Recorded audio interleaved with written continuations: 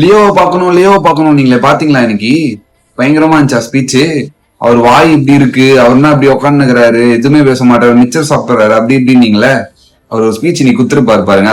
இப்பவும் சொல்றேன், மக்கள் பணத்துல இருந்து ஒரு பைசா கூட தொடமாட்டோம், தொடவும் விடமாட்டோம், தொட்டா விடமாட்டோம், இதுக்கு முன்னாடி தொட்டவங்களையும் விடமாட்டோம்.